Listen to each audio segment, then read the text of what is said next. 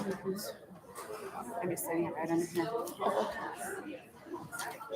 know if it's totally.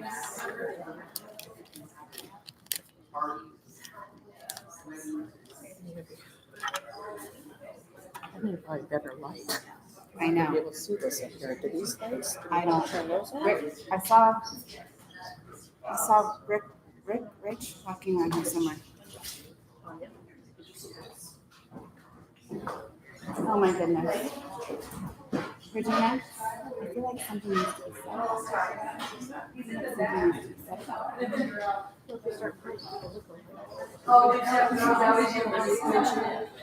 Speaking with John. Okay.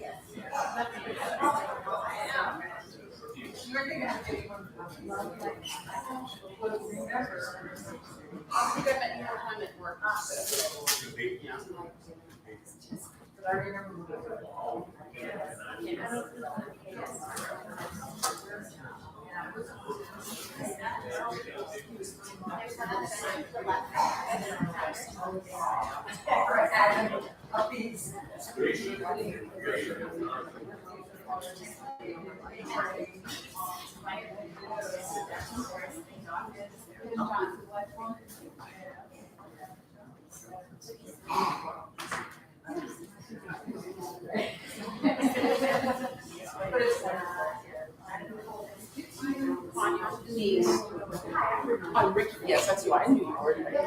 Okay, thanks for keeping me.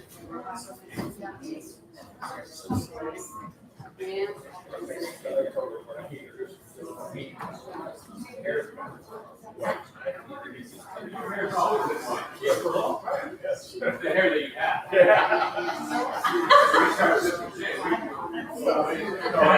Girls better down here.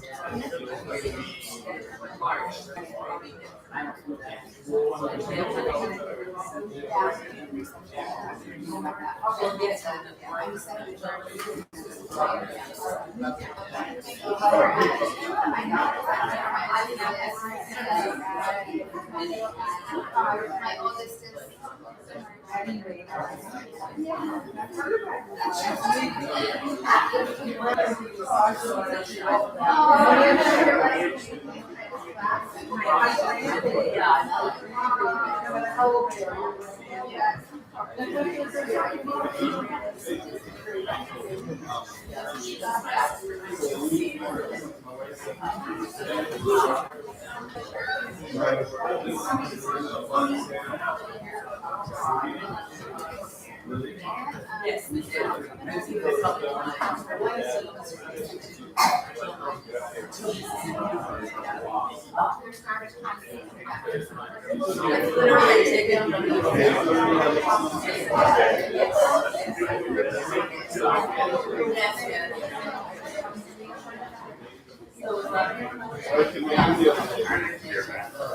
Signing up to see you, brother. Good to see you, bro.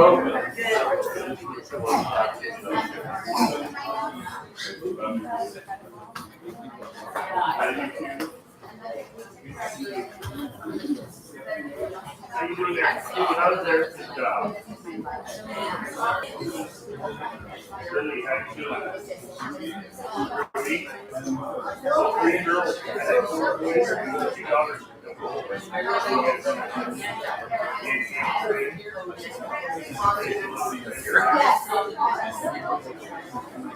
Okay,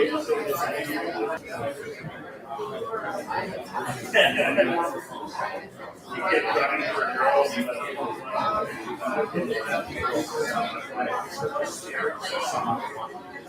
Sorry, babe.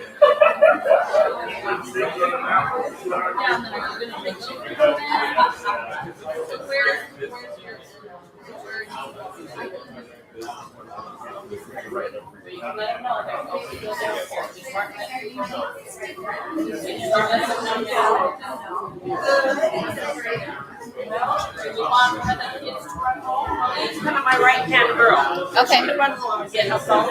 Yes.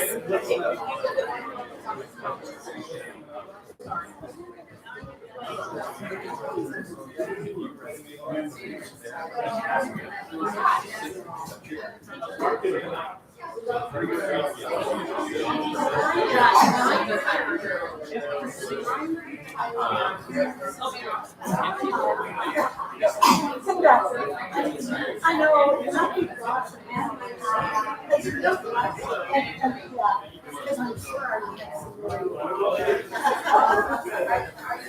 I'm sure you wondered who I was. I didn't wear my hair bow. I don't know. I don't know if I could see up here. I'm not sure I can. I don't know if we could turn on these lights. Some kind of lights or things. So, Sometimes they have a little clip, but yeah, that's I don't know. This they just bring this out to us. So, all right, let me ask her.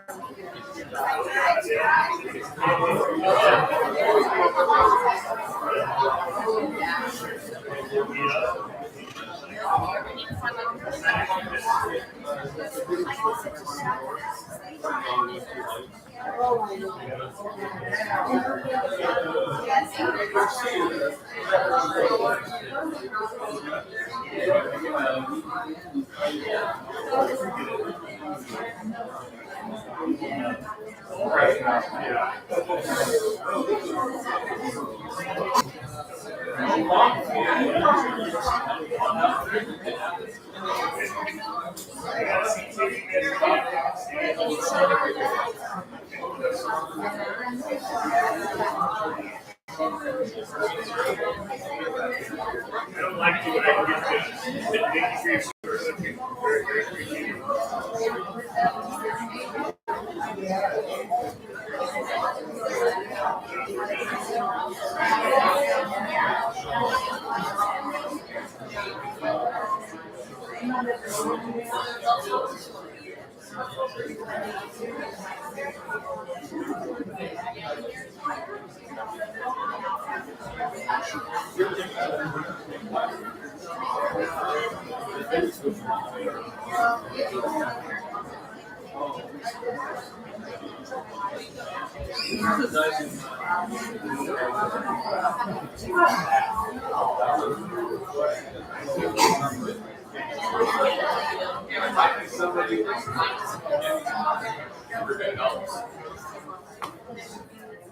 We'll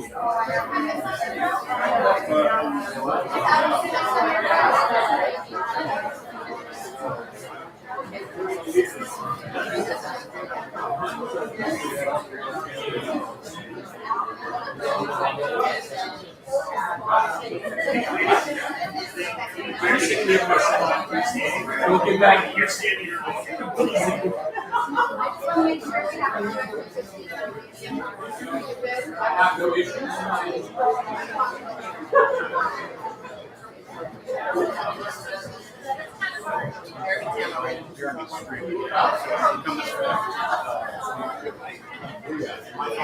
I gotta get my glasses. Once you guys try. I know that's what I mean.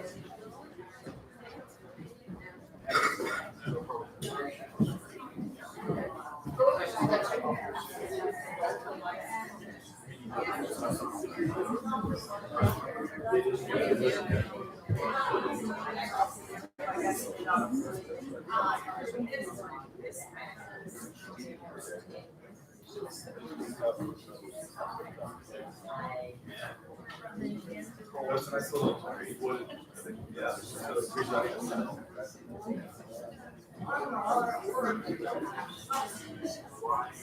I do.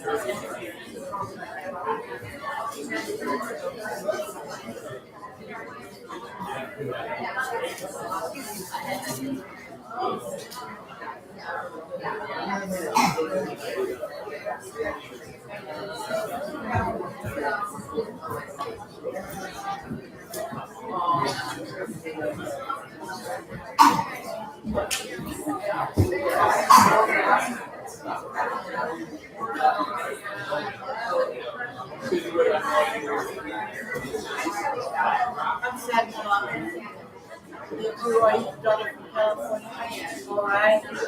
That's what she had just gone down to see.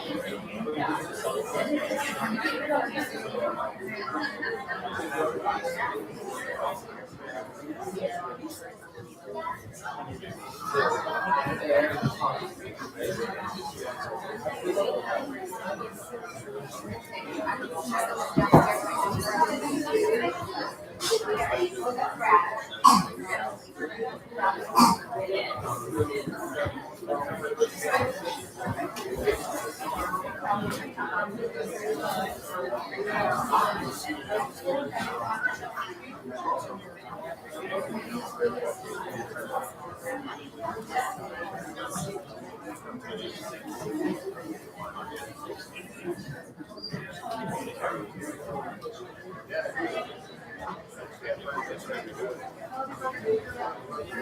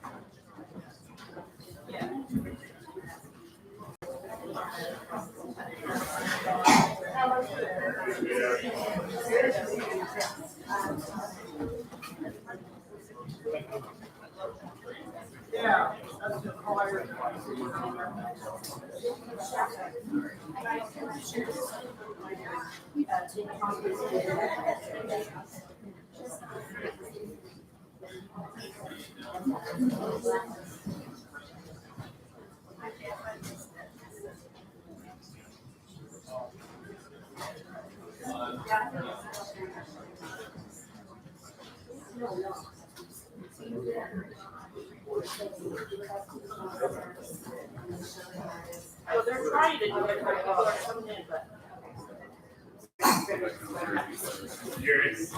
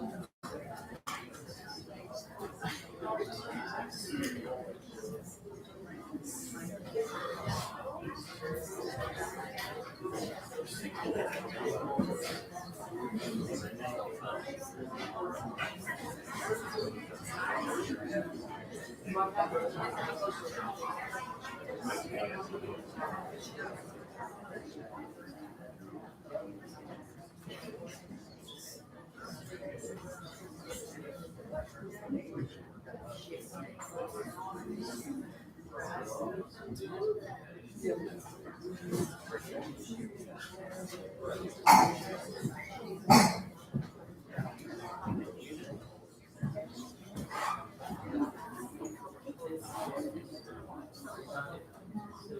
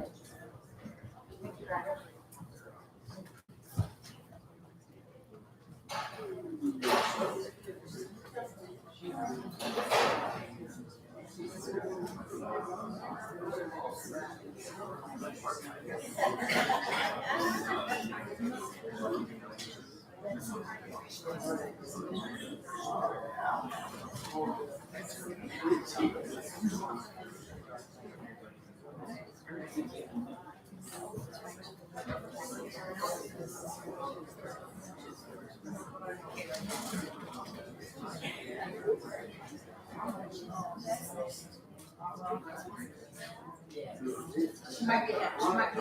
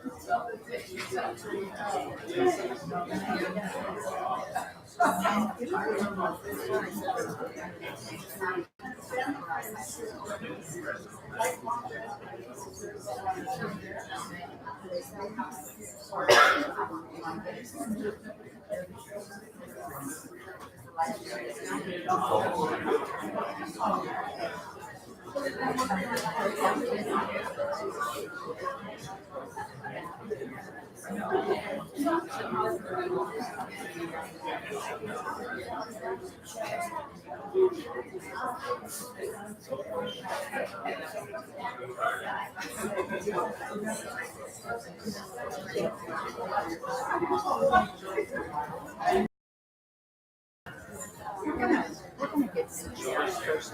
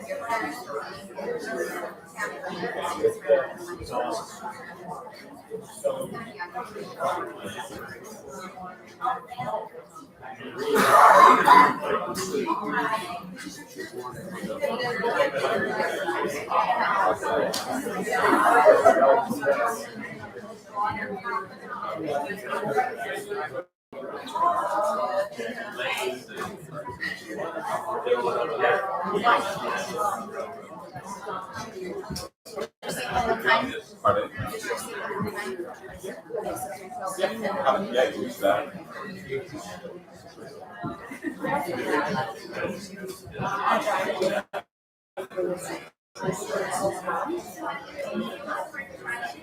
Where's the dollar?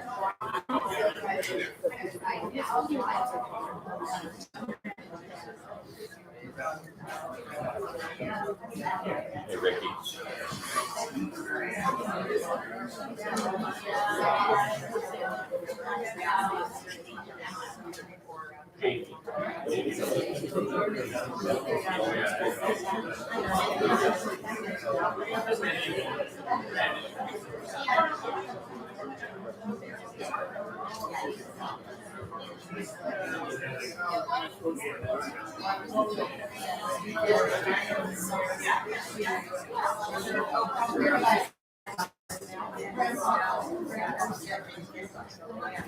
We can do that after the very conclusion.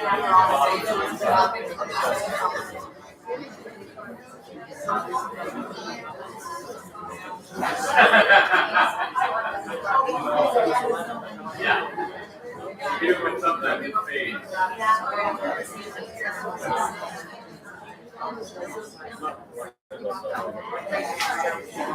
So when we start making that announcement.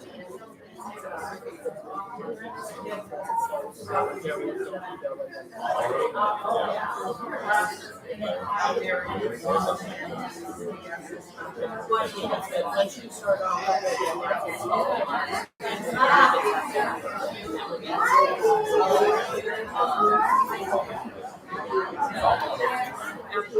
after the closing, John, just making sure, after the closing, that's when announcements of like, are you to follow after those? I'll probably do it just before the closing because once you kind of close, everybody starts to shift.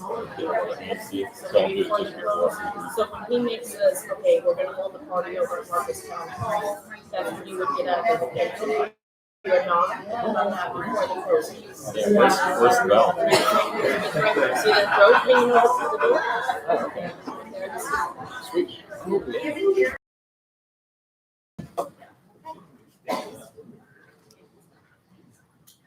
Thanks for coming out. This afternoon, we'd like to remember Shelley Ericksen. Shelley was born on February 1st, 1951. She died suddenly here in Marcus on January 13th. May the God who called Shelley home to eternal life and saw her through her life journey with us all here as we gather in love and in Shelley's memory. Mark Twain wrote, "One who lives fully is prepared to die anytime."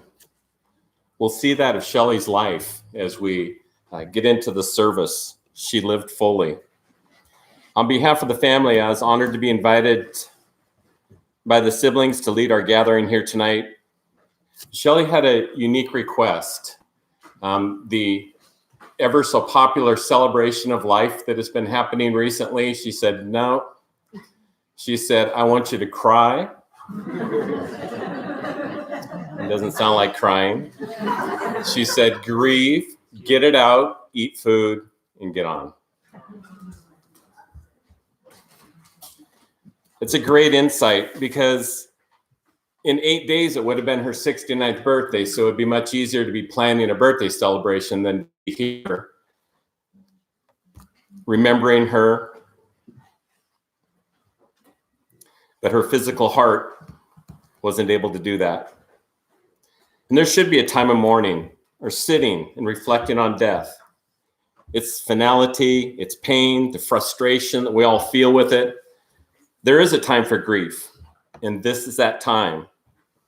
We'll all go down this path someday, and I think there's wisdom in taking that time to weep, to hurt, to not just run past it like it didn't happen and act like life just keeps going on, to take this moment to pause, because our own mortality is also wrapped up in this as well.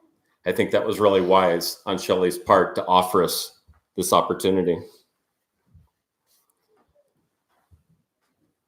Her death was unexpected, or maybe it wasn't. She did have heart issues going back some time. So, when you have health complications, it's always possible, right? But for those of you that knew Shelley, she was just so full of life. She was living it. She was vibrant. And it just didn't look like there's a problem. But that isn't how life oftentimes is and ends. Talking with family, she might have had some premonitions. Thankfully, in our society, 68 years is still considered pretty young, though, right? But her heart only had so many beats. And on the 13th, it had its final one. In fact, it was an interesting choice of scripture that you see in the bulletin. And I've done a lot of these. This is the most beautiful bulletin I've ever seen. I like simplicity and spacing, just absolutely stunning. What a wonderful job you did on that. But the scripture text that was chosen by the family is found in 1 Corinthians chapter 13, verse 1. Some of you might have already keyed your mind into it, that that's kind of a popular passage that's often used at weddings. It's kind of considered the love chapter. And it was just the first verse that was chosen. In 1 Corinthians 13:1 reads like this: if I speak in the tongues of men or of angels, but I do not have love, I'm only a resounding gong or a clanging cymbal. Love is the sound that you'll hear tonight as we remember Shelley in her life, because that's something that was just deep within her being. When I saw this, when I saw this text, I thought it was funny because oftentimes when I'm given a text for a situation like this, I'll usually get a couple, 2-3 verses, something like this, but it's only 1 Corinthians 13:1, which is fine. It's a beautiful verse, right? I just read. But I kind of like the fingerprints of angels. And I just thought it was kind of interesting that 1 Corinthians 13:1 for a lady who died on 1/13.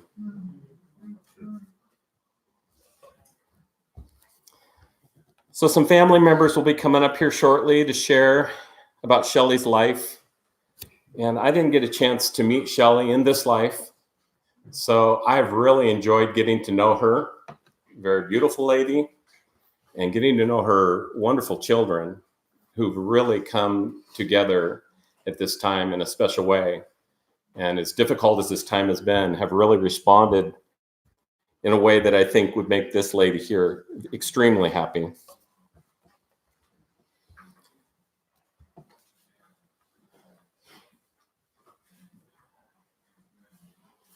As you see in the bulletin, we'll have the time of family sharing. And then for some of you that may have known Shelley, we'll have a short time of maybe some of your thoughts as well. And then we'll close out. And there's a reception that will follow that I'll tell you a little bit more about later. As we'll hear later, Shelley didn't follow the normal or traditional faith path, which is becoming more popular because many of us are accomplished in life and we think about these things. In fact, I was asked one time, why was it said in that generation, there's two things you don't talk about, religion and politics? And it occurred to me it's because those are like the two most important things. That's why everybody talks about sports and weather and a lot of nothingness. And so I thought it would be nice to take some reflection, because what we believe determines how we live. And we're here today to remember Shelley, but it really is a faith issue because her life ended. And as I said a little earlier, that kind of calls into question all of our mortality. When somebody that we know, somebody that we care about, passes away. And as a healthcare chaplain, I've done this a lot. Been around a lot of death and dying, sickness. And, you know, we're all special and unique in our own ways. But one thing I've found through the years is that it always comes back to some of the most simple things and some of the most basic things. And it almost never surprises me. And so, again, by the wisdom of Shelley, to just take time to mourn for a minute, stop for a minute, and think about it. Not run past times like this really quick. And I think of one that is absolutely miraculous. And that's the issue of forgiveness. You know, oftentimes in these settings, lives are shared. You know, the life of the person is shared and it gets really sanitized. But life isn't really like that always, is it? It's kind of a complicated path. There's left turns and right turns and challenges and difficulties. And I think when I come to times like this, and especially when I'm asked to take this moment to reflect and mourn, I think about some of the situations I've been in where there's been unforgiveness. And it just makes me want to come out at times like this and shout it from the rooftop. I mean, it didn't seem like Shelley was ready to die. If you knew her, just like any more than any one of us, you would be surprised. And it just reminds me of that, you know what? For those that wanted to say something to her, they can't now. And I hope that you have a special last memory that you had with her. I hope you have a special last conversation that you had with her. But if there's somebody that you haven't had that with, somebody that you're not forgiving, somebody that I haven't said, you know what, I'm going to just let this thing go because it's not important. This is a really good time to really reflect on that and think about that and let it go. Because you know what? Right here, right now, is it really that important? I know it feels important when you're in that situation and in that relationship. And then I wonder if Shelley would have wanted to say anything more to somebody, if she would have known that her heart was going to take its last beat.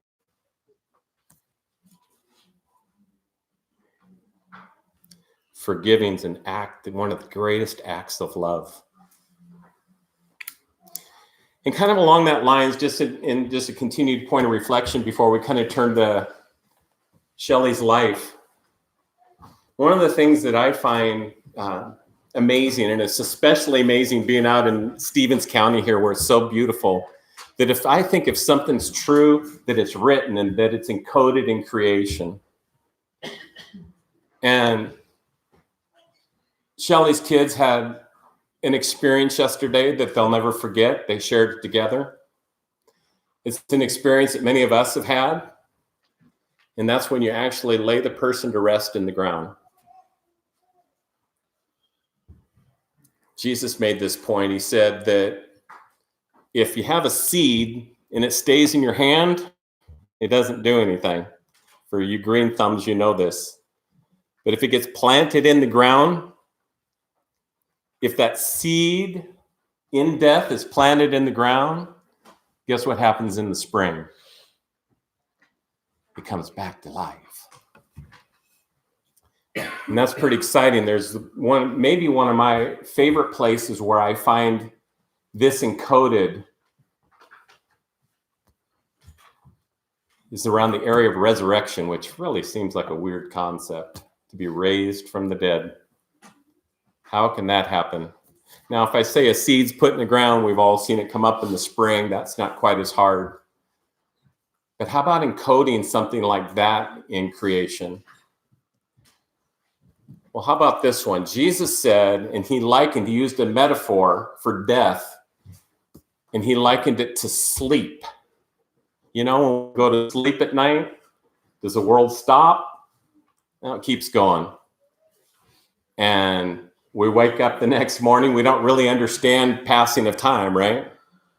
And it would almost seem as if, though, the time that we're sleeping is the most unproductive time of our day. We can't do our list, right? But actually, while we're sleeping is the most productive time for our body. Our cells replenish, our mind resets. It's an incredible time while we're sleeping. And Jesus used that as the metaphor for death. And I think one of the main reasons why is because he knew, number one, it was temporary. Shelley didn't quite make her 69th year. She was 8 days short, which meant she lived 25,166 days in this world. It's like 1.5 million hours. So you can adjust for where your age is at, how many days you've been alive. It's a lot, isn't it? 25,166 days she was alive that you got to experience her. But there was 25,166 times that she went to bed. Now, she didn't make 167, but what did she do all of those 25,166 times in the morning? She rose up. And I think this is just beautiful. It's almost as if it's encoded in creation, resurrection. We go to bed. We don't know the passing of time. We wake up to new life. It's a new day. I don't know. That's the stuff that gets me excited. That's the stuff that really, to me, is about what faith is about. And when we come to times like this, when we have to go out to the graveyard and put mom in the ground, as I've done, it's something nice to think about, that there would be a hope, because it kind of says, what are we doing here? And guess what? We're doing a lot.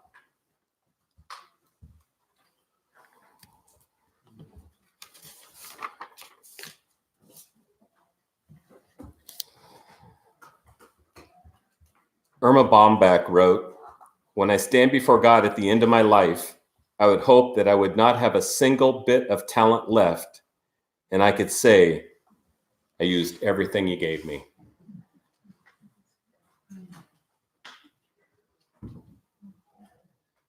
Maybe Shelley did that. She was living life.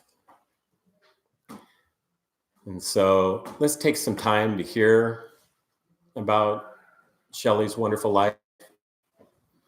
And one of the things to me that is truly a gift is when family participates in a service, because it's special. And I think back years ago to doing this for my parents, and all of our family got involved, and it's just really, it was like a gift then. And so I'm really very grateful that the family is going to participate.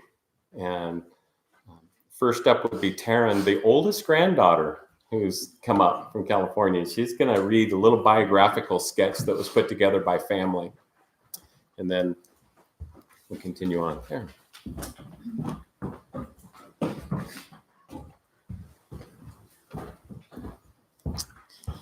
Hello, family and friends of my grandma. My name is Taryn. I was her oldest grandbaby of 11. And I've got a little something that the family has put together that really reads about her life and who she was as a person. There is an expression that reads, "To live is the rarest thing in the world. Most people just exist." And Shelley didn't just live. She thrived, and she prospered, and she flourished. Shelley said in passing was a shock to all. It is not surprising that it was her heart that gave out, as it was full of love and provided unconditionally to others. She was an old soul with a young heart. Words that describe my grandma Shelley include pure joy, unique, giving, a character, punny, and laughter. She was a caregiver from a very young age. She took care of her mother from the time that she was a little girl up until her mother's death of cancer. Her and her mother had a very special relationship that did strengthen throughout time. Later, Shelley used these special abilities and talent as a volunteer for hospice. She was very proud of her 4 children and her 11 grandbabies. It is where her heart beat, and that love extended beyond the house, as she often took in teenagers that needed a home in that moment and an extra mothering love. During this time of grieving, Shelley's friends have told the 4 children how much and how highly she spoke of them. The 4 of them have shown their love and devotion to their mother by traveling long distances to unite in finishing her business. During this very difficult time, her kids have drawn strength, not only in each other, but in the knowledge of how much their mother is looking down and proud of them supporting one another. She was just as proud of her children as she was, as they were of her. Shelley opened the very first massage therapy business in Kettle Falls, A Touch of Serenity. This occurred as she had the courage in her early 40s to pursue her dream of becoming a massage therapist. The studies were challenging, and the daily commute to Spokane was, as we all know, very difficult. And although she wasn't naturally a business-minded woman, her practice thrived up until the day that she passed. Shelley was a healer through and through, in the mind, the body, and the spirit. She was sometimes able to give insights to her clients and friends through readings, and helped to lead others in spiritual discussions and groups. She was very much into astrology and astronomy, so it's very fitting that we gather here today, as tonight is the new moon. She had a strong but different relationship with God than it was considered normal. One week she would visit the Pentecostal church, the next was the Baptist, and then the Unitarian the next. She was in continuous communication with God and had written on her refrigerator, God loves you because he is God, not for what you have or have not done. Besides her love of people, she enjoyed music and dancing, coffee, and theater of the arts, especially the Cirque du Soleil, and the local theater, of course. Nature, gardening, cross-stitch, involving herself in the local charities, volunteering all around the county. She loved to be loved, but she loved to love even more. She touched more people in her life than most people could do in multiple lifetimes. We don't know why she was taken from us at this time, but we have no doubt that she'll continue to guide us from beyond.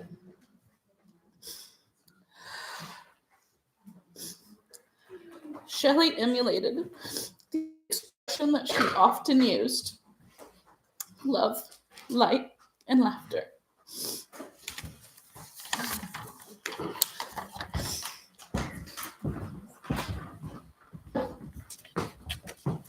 Think Grandma's proud of that girl? Grandma's? You think Grandma was proud of all 11 of these? It's where her heart beat, huh? And I'll have a little challenge in that. I can't understand why here in Stevens County God would take a massage therapist away. What a beautiful art, isn't it? You know, hands are considered service. And what a beautiful expression to serve with touch. Something that all of us need. We could touch with the hands, we could touch with the heart like we were just touched. And that's the woman that many of you know and have your own stories as well. Family is going to continue to share. Ricky.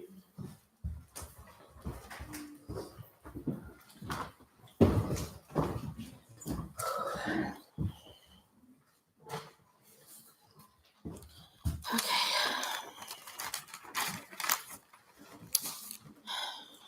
My name is Regina, and I'm also known as Ricky, a nickname my mom gave me almost 40 years ago. I'm her oldest child. My mom gave me so very much: guidance, comfort, strength, clarity, humor, and above all else, unconditional love. She was a progressive thinker, New Age as some would call that. However, traditions were very important to her. Every year she made her and her children watched the Thanksgiving Macy's Day Parade, whether we wanted to or not. Oh, how she delighted when Santa arrived at the end every year. Or The Wizard of Oz. I have fond memories of my siblings, and we quoted it still every year. We watched The Wizard of Oz. And of course, The Yellow Submarine. I would cherish the special things she did and said, like making the car dance when we're young, and her yummy waffles and Dutch honey. I tried to, and she tried hard to convince us that junk food was made of rat's eyes and kangaroo tails. She often told people that I raised her. I have to admit, it was sometimes more challenging than raising my own two boys. My children and I enjoyed and will greatly miss her stories, jokes, and puns, our deep spiritual discussions and insights, road trips and other adventures, and her quirkiness. My mom dearly loved all her children and grandchildren, making a point to chat about and send them things that she knew were special to their individuality. She was very, very proud of the fact that she rocked each of her 11 grandchildren to sleep at some point in their infanthood. On her last birthday, I gave her a card that said, because of her, at least 15 beautiful souls exist in this world, with more to follow. It is evident, though, in the last couple of weeks that my mom impacted thousands of people and will continue to do so, I'm sure, as I'm sure she's going to have fun. She is still a giver. As an organ donor, she will be able to give sight to at least 2 people. I truly hope that they will be able to view the world in the way she saw it, and to see the beauty in things that most people aren't able to see.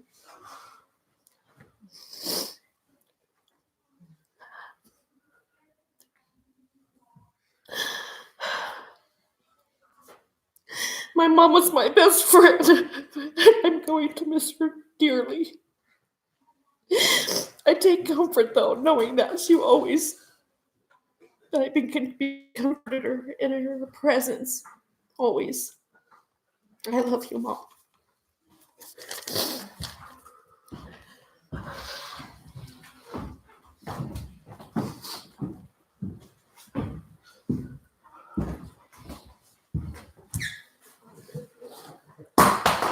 Oh, my mom.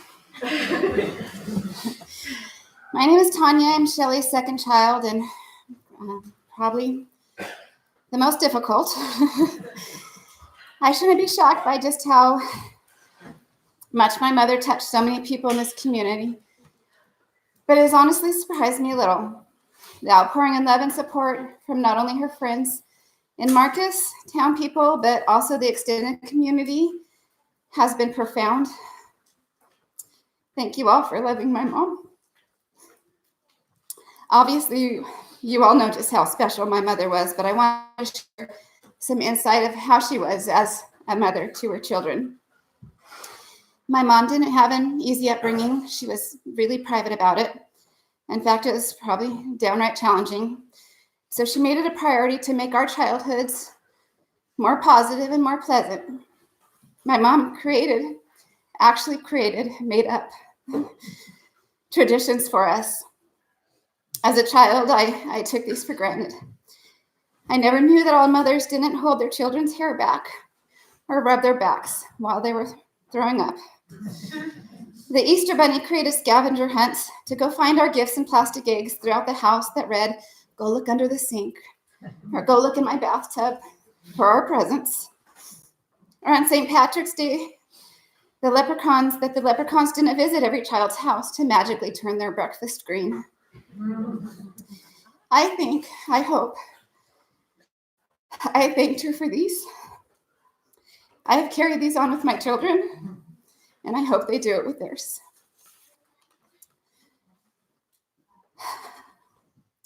She also loved to pass on her quirkiness.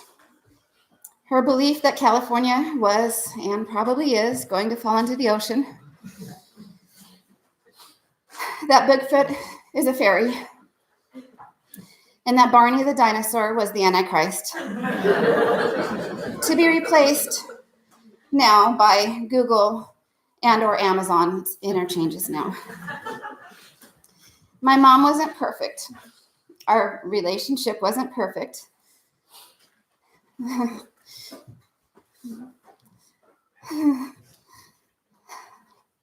My sister and I always share this expression, well, if it's not one thing, it's your mother. I always hear her voice, half chastising, half sympathetic, saying, oh, honey. But she was mine, and I was hers. And death can and will not take that away from me.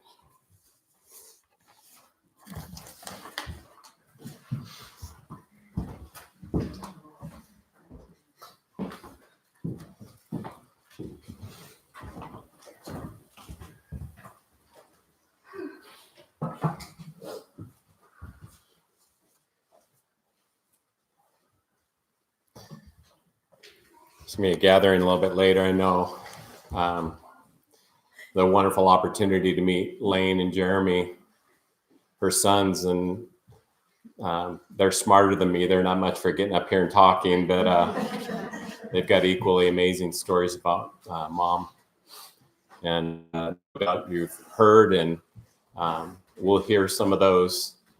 But I know the family, especially these four, really felt so embraced by the community and your expression of love towards Shelley that you've been able to pour onto her kids. Probably would make her very proud of her little town here. There's something really, really special that we'll get to before we walk out the door that shows just that incredible expression of love. I've always felt like this time in these kind of services is a really, really special time because we have opportunity to give gifts. And some of you knew Shelley and might just have a thing to say. And I just would ask for the sensitivity of time and, to not go on and on. But if there's some of you that would have maybe a thought, something that you would like to say, if you're uncomfortable up here and you want to stand straight up, we're in a small enough room that can happen. But if you'd like to come up here and your voice projects, that would be good. But please do speak up because there are quite a few of us, and it's sometimes it's a little bit hard to hear. So if you're going to speak, please do speak up.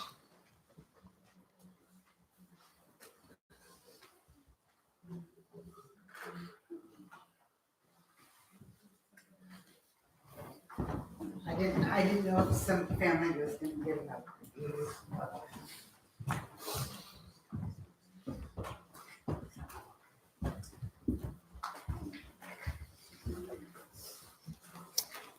Hi, my name's Helen McKelvey, and I was one of Shelley's friends.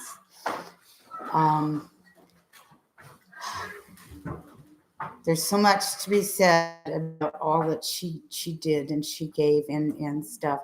I was particularly grateful and warmed and felt very loved when she spent 3 weeks at the beginning of December going over and feeding my fire in my house daily to keep my pipes from freezing while I spent 3 weeks in the hospital in Spokane. No one was there, and she called me and she took my dog up to the borders and stuff, and she called me several times a week, 3 or 4, 5, 6, to reassure me that my house was fine, that I should stay and recuperate, not try to come home and do everything. And between her and another friend in town, they kept my house safe and sound. My electric bill did go up to $289 that month, and this last month it went back down to $89. But they kept my home fires burning for me, and I have to say that was above and beyond. That was on top of her daily schedule and all the things that she did during the day. She made a point to be over there at least a couple of times a day to check on my house for me and watch over my dog and stuff. So I have written a poem. I wrote this several days ago on my Kindle, and yesterday, about an hour after the family met up at the cemetery, I sat down with a cup of coffee and a smoke, and I pulled my Kindle out and opened up this poem to read it.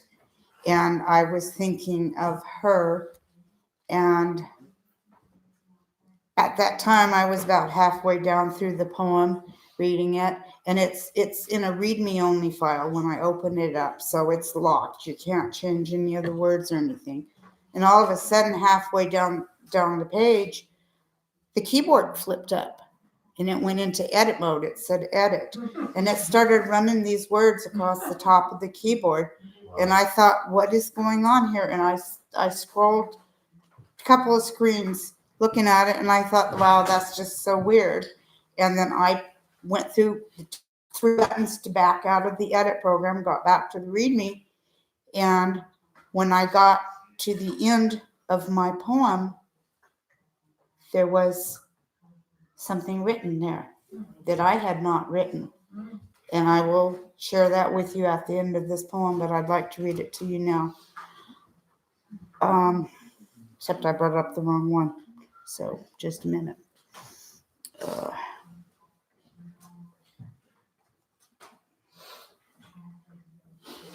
I'm not good with computers, but okay.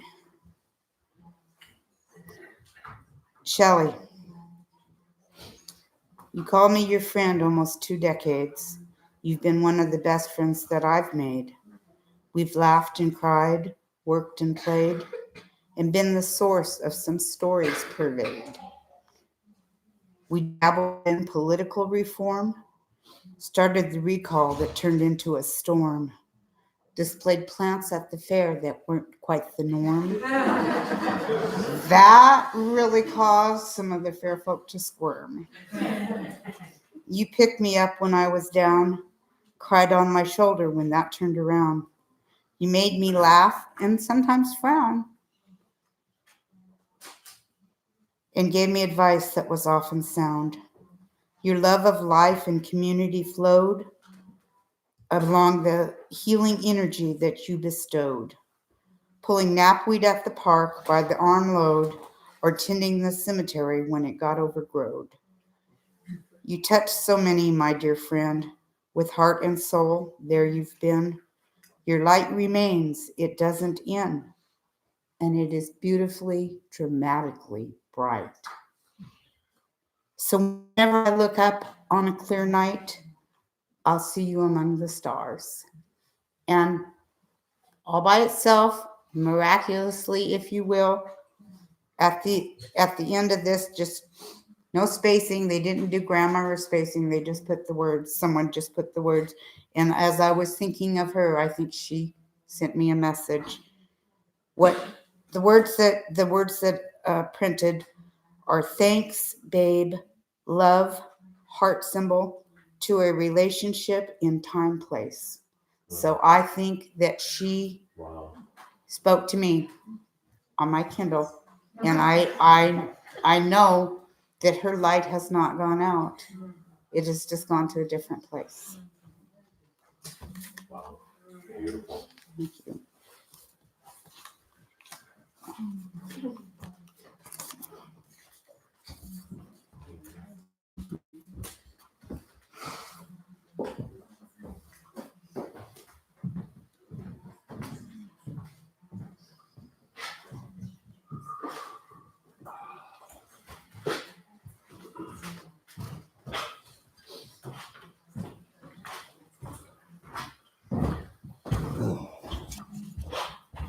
I'm Rick Nance. Just wanted to share a little story that a lot of you would probably find typical of Shelley.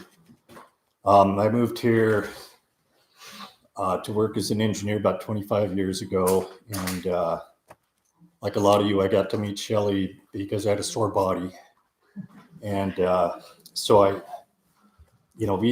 I'd gone to a few visits. I was going every couple of weeks, and it didn't take me long to figure out she wasn't your ordinary person in terms of depth and conversation, and practically nothing was off limits. So, but she was giving me a massage one day, and just out of the blue, she goes, "Rick, did you know that the people you work with really like you?" And just kind of threw me back because I was new in town. I was just kind of going with my head down and just get my feet on the ground, and I just thought it was a really beautiful thing to say. And we love you, Shelley. Until we meet again. Mm-hmm.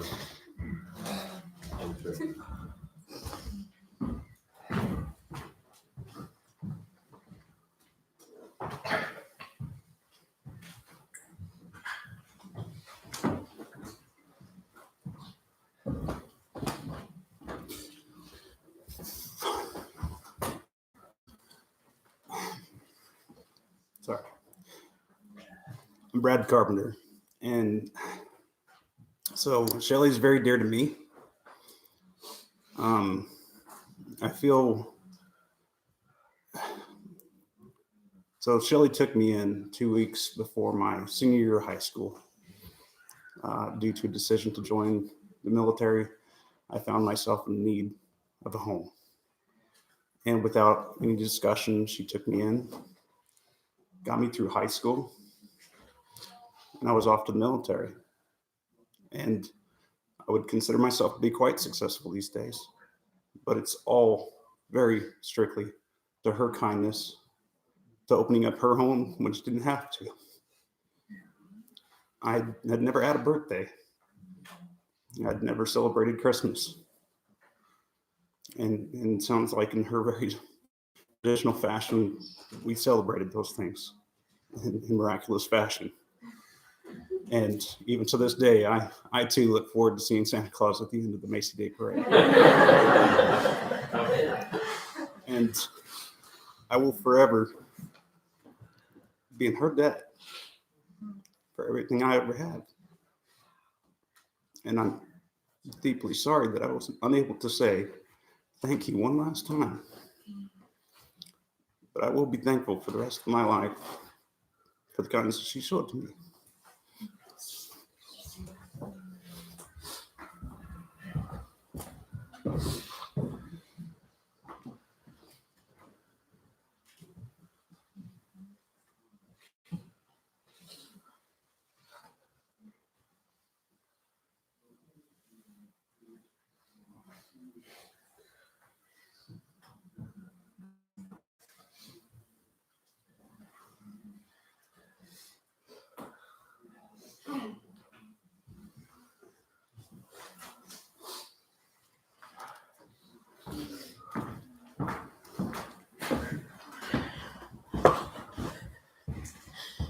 Hello again.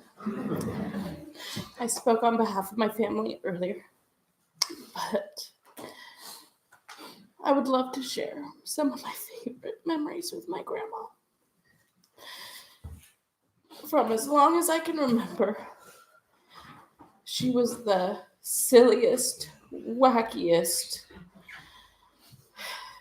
nut job of a lady I had ever known or encountered.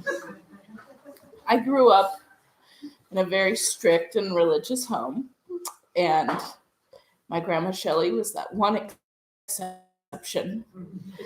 So whenever I came to visit and stay, she taught me all about fairies and Bigfoot, or Bigfoot being a fairy, and mermaids and aliens and ghosts, and how much a soul weighs, and how you can exactly tell right when it leaves the body. And she was just so magical in everything she did and touched and talked about. And she was so inspiring. So I have just a couple funny stories. Of course, my grandma's the first person to get me stoned when I was 13 years old.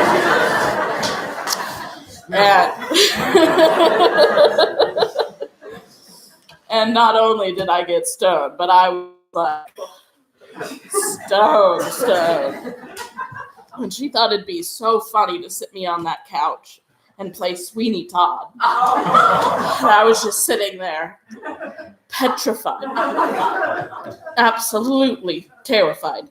And I'm just sitting there, not saying a word, like thinking I'm dying on the inside. And she, halfway through the movie, just stands up and turns it off. And she goes, "Oh, come on, we've got business to attend to." And I'm like, still really high. And I'm like, okay, we've got business to attend to. So she grabs a couple brooms and she starts rattling under her sink for some bee spray. And I'm like, what exactly is going on at 10 o'clock at night at Marcus, Grandma? Like, what are we doing here? She's like, well, there's this beehive next door and it's really bothering me. We got to get it down. I'm like, we got to get this down right now? Like, do people live in this house? Or is it open? Oh, there's squatters, but they won't mind us. Okay, so there we go, trudging along next door, and she's got the broomstick poking the beehive, and she's all, you stand over there and spray. I'll stick it, and beehive comes crashing down. I'm still really high. And like, it's just chaos. And to tell you the truth, I mean, that's the best first stoned experience if you ask me, hands down. And of course, she didn't change at all. 10 years later, when I moved in with her for a month when I came to Colville for a year. And in that short month, she taught me so many things about plants and life and weed. And then she took me to my favorite place I've ever been. And I hope some of you friends have gone with her. She took me and one of her friends in a wheelbarrow full of wool, and we went to the barter fair. I can't tell you where this place was. We were in the car for what seemed like hours. And we show up, and it's just this vast field with flags, as marking the different color flags marking the streets. And she's all, oh, Blue Street, you get all your good shrooms.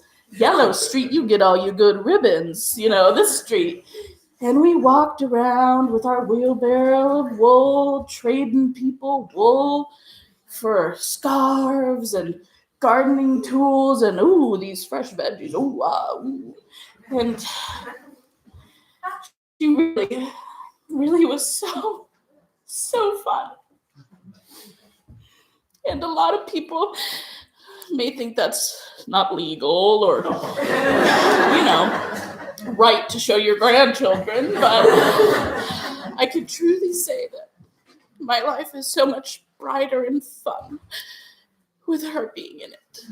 And I really hope that she was bright and fun in your lives.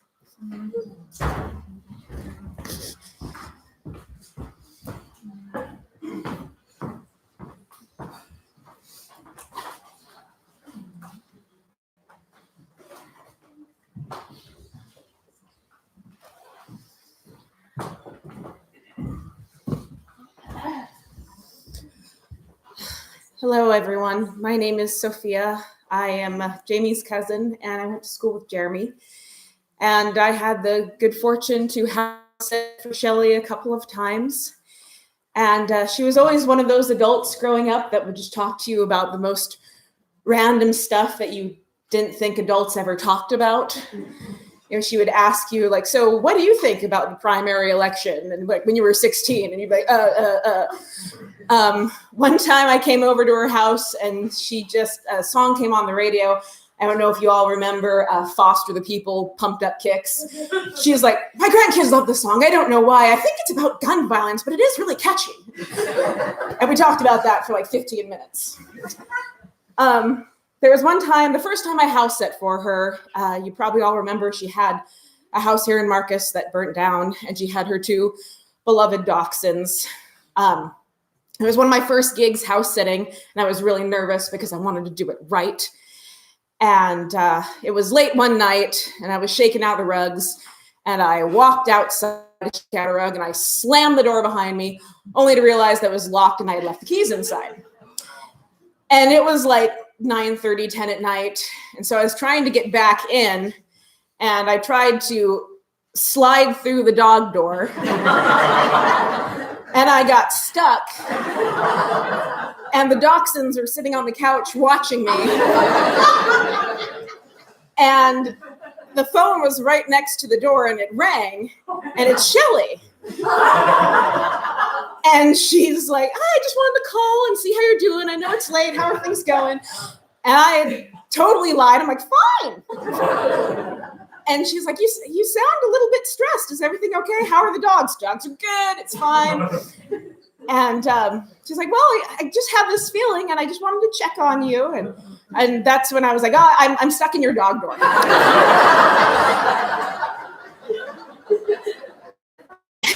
And I thought I was going to get in trouble because I was only like, I don't know, but late teens, early 20s. And I thought, oh, she'll never ask me to house sit again. I'm fired. But when she got done laughing, the only thing she said was, she's like, well, can you reach the knob? And I was turned over in the dog door. And I was like, I think so. And she was like, well, call me back and let me know how it goes. And I did, and it was fine. But she was very much a person with a very gregarious nature. We did get in arguments about, Bigfoot and fairies and whatnot.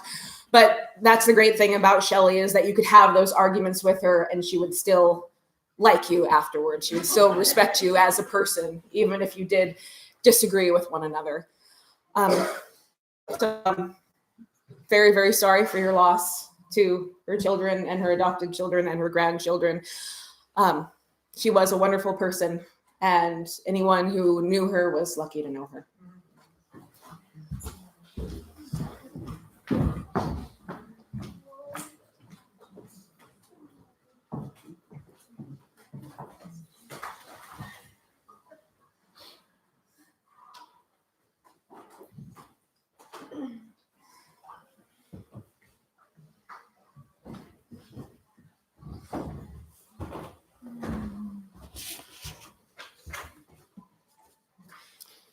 I suppose she was probably around high school age when the album came out.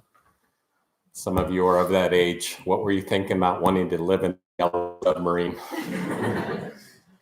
She did. Kind of a magical mystery to her. And just some amazing thoughts. And what a life. And I just reiterate the point. It's just, life is so important. Our relationships are so significant, and she really invested in people. It's so obvious. And she loved you and cared about you and laughed with you, cried with you, all of those things. And it just feels, walking in and seeing that it almost kind of defies words. I'm usually not at a loss of words, but it's just kind of stunning, in a beautiful little building like this with incredible stained glass windows that, Marcus would have recognized their daughter. And there is a stained glass window. And I really hope that you siblings get a picture together in front of that. But Shelley was so honored In case you didn't recognize it, with this stained glass window right here, 1951 to 2020. Absolutely beautiful work. She loves stained glass. I'd always kind of thought that they were just put in churches to keep people from looking outside during boring sermons, but it has a significant new meaning. These stories won't stop. There's going to be a gathering over at the town center, pardon me, what it's called. Directly afterwards, there's going to be food, and let the stories flow.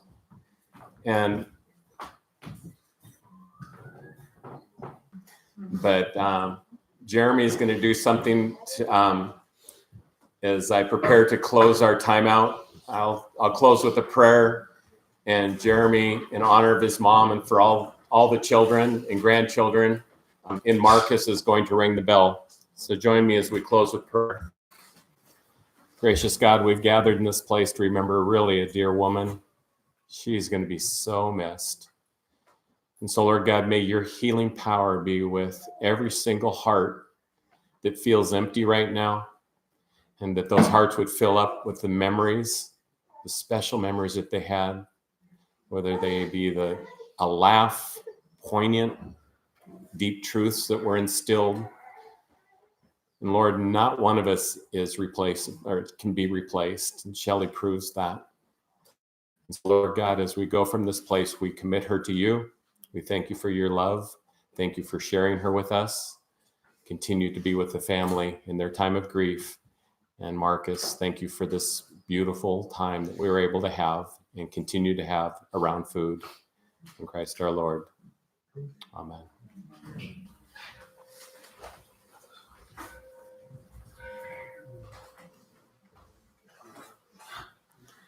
Couple more, Jeremy. Pull that. I can't. Maybe it's just my bad hearing. There we go.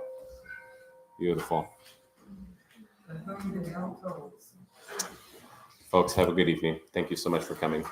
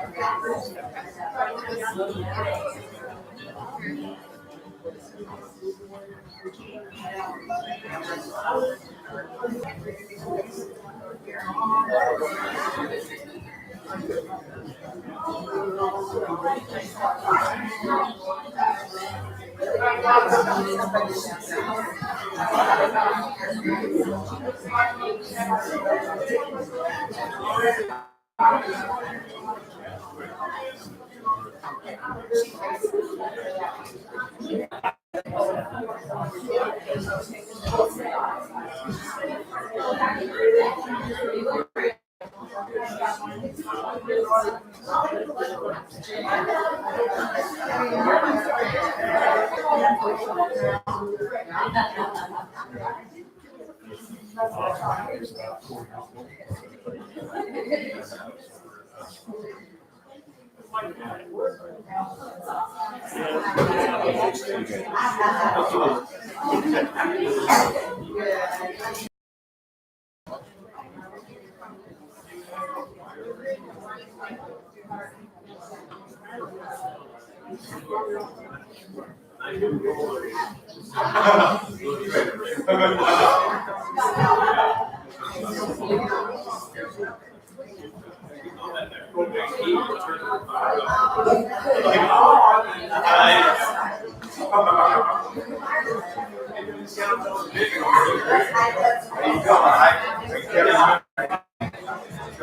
how are you? It's been a long time.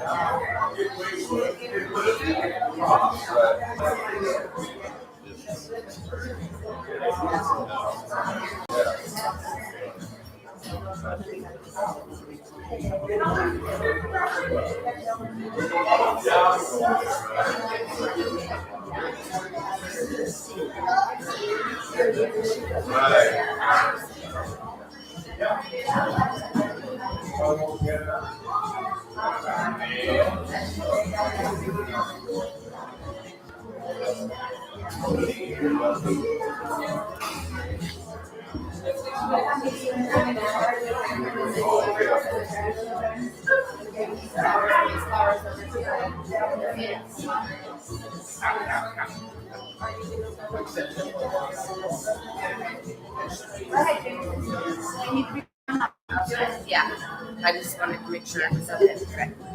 Yeah, Grandma couldn't ever have a candle lit in her house because he would blow the house. Yes. There you go. Good job.